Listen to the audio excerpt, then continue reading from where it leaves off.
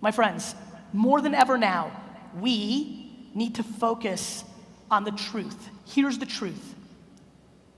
This second that we're sitting here is the greatest second in the history of mankind for human beings.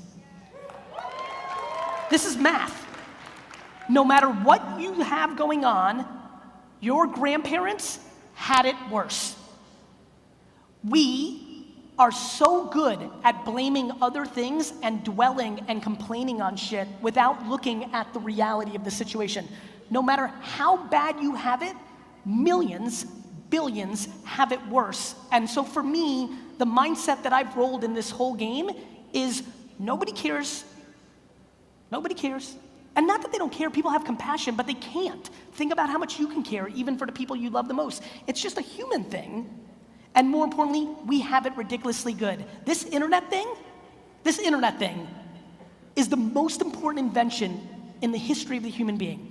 All the things that you worry about of like the man stopping you or something stopping you, all these things that we envision that are the reasons why you haven't been successful, this internet thing is taking away. The internet is the middleman. It's true. You have to understand how ridiculous this thing is. The ability for you to create content, pictures, videos, and written words on Facebook, YouTube, Instagram, LinkedIn, and beyond, and going direct to the audience eliminates any excuse you come up with. I could literally spend the next month, one by one, systematically going through this big room, and no matter what excuse you come up with, the answer is gonna be, and? Guys, we have to eliminate complaining and dwelling. We have to. It's just everything, and that's what she did for me. She instilled the right positive things, and most of all, she eliminated fucking excuses. She eliminated entitlement. And most of all, how many people are parents in here? She did one other thing that's super important to me. This whole 5th place trophies bullshit.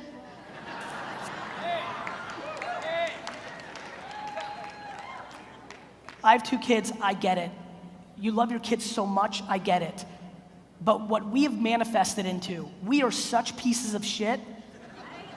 What we have manifested into in overprotecting our kids and manipulating adversity and creating a world where there isn't winning and losing is the reason I hate when I hang out with like a 48 or 57-year-old homie and he'll be like, Gary, these fucking millennials. I'm like, you fucking raised the millennial, you dick. Like all the 40, 50-year-olds, all of us 38, 40, every one of us with 15-year-olds and up, we love shitting on these kids. They're soft, they're entitled. We made them entitled. Like we have to get back to winning and losing. You have to stop coddling your kids. Of course, they are struggling. When you actually thought until the age of 14 that you won everything, when you lost, you're fucked. Fuck. The Patriots lost. I knew that would work. I genuinely believe, look, I'm gonna get very real with you. If you decided to spend money to come here for this lineup, entitlement is a big problem that you have in some shape or form. I'm being dead fucking serious. Not everybody, I don't know all of you, but I'm telling you right now that 80 to 90% of you, I'm being very, very frank, and I'm not razzing, I'm coming from an incredibly important place right now. Please eliminate entitlement. Nobody, nothing, nobody owes you shit. Nobody gives a fuck that your parents were alcoholics. Nobody fucking cares that you were born to a tough family. And here's the truth. If you actually live that, whether it's true or not, you can then finally navigate. All of you are looking backwards and people are fucking passing you by. Yesterday's fucking over. And I'm telling you right now, that to me, over the last decade, has been stunning to me. People's ability to dwell and think about circumstances that they had no control over, that are now dictating how they go forward, is fucking cancer. And if I can fucking strangle it out of your fucking body here right now, Philadelphia, I would. Because there's no tactic I'm gonna teach you, there's nothing motivational me or Les or fucking Tony are gonna say to you that's gonna do dick for you if you're still dwelling that your fucking aunt stole $800 from you.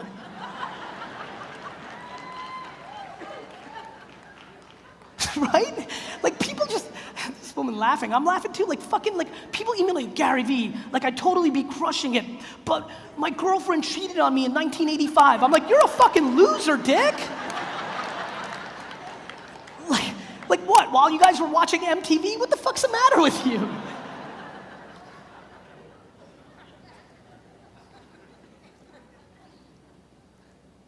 People complain that Facebook and Instagram's algorithm changed and they're not getting as many likes.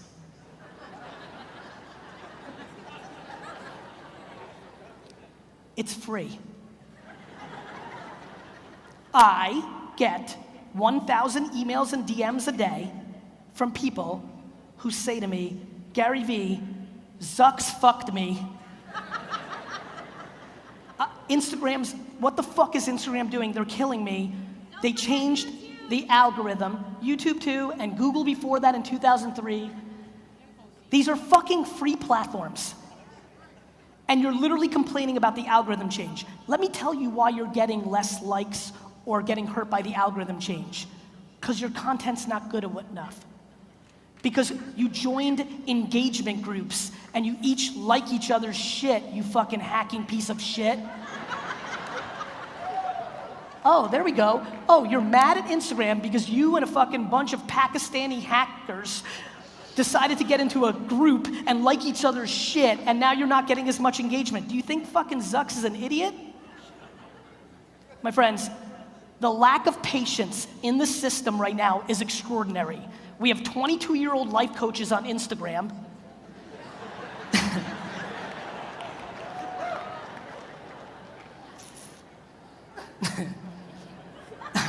I don't want to get side railed because this could get real fucking ugly, Philly.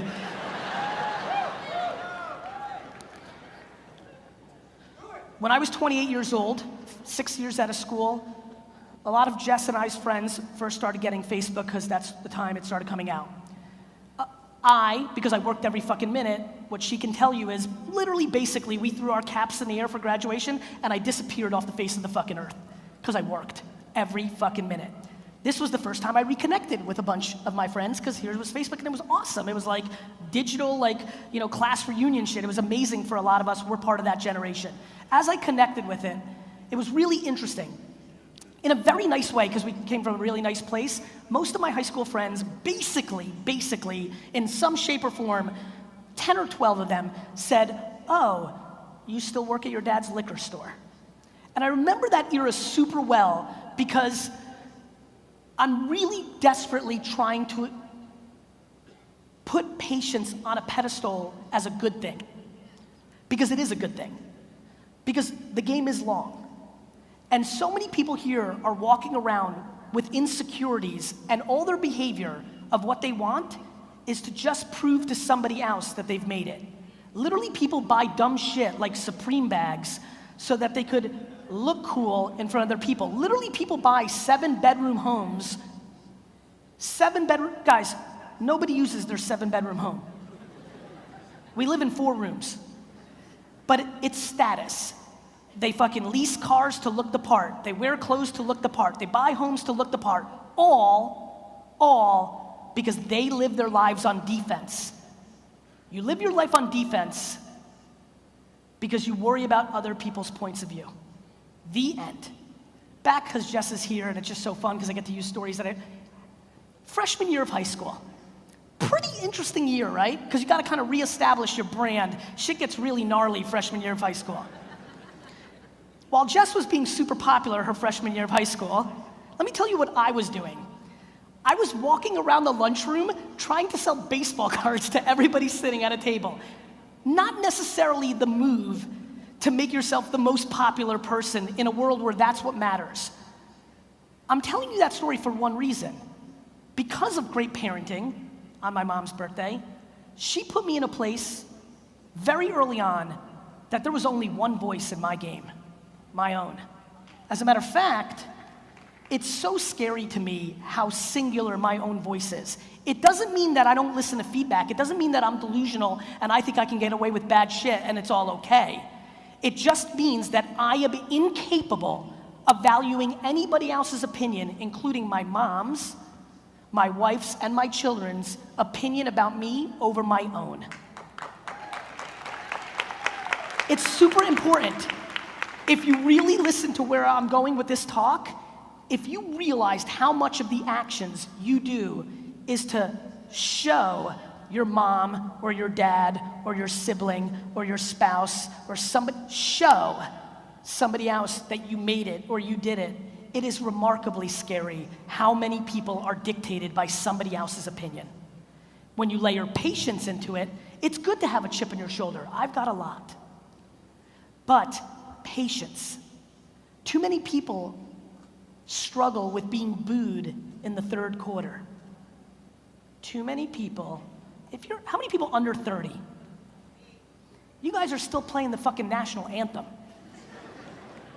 Too many people rushing, taking shortcuts, doing dumb shit because they want to win in the first quarter. This is a long game, my friends. Sure, you can get hit by a bus. Great, I understand. For the far majority of us, this is a long game. And with the way medicine is going now, how many people here between 40 and 60? Raise your hands.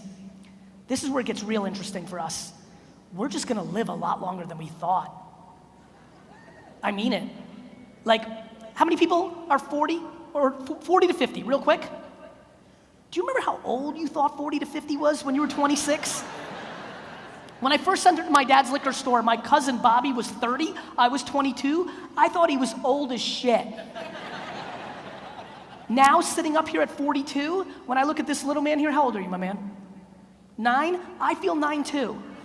Like, literally, right? That's the crazy shit that they don't tell us. For all the 20 to 30-year-olds in here, what they don't tell you is you're gonna feel basically the same in 20 years. You're gonna have just as much fire, and there's plenty of 60-year-olds in here who have just as much fire. It actually doesn't change as much as you think.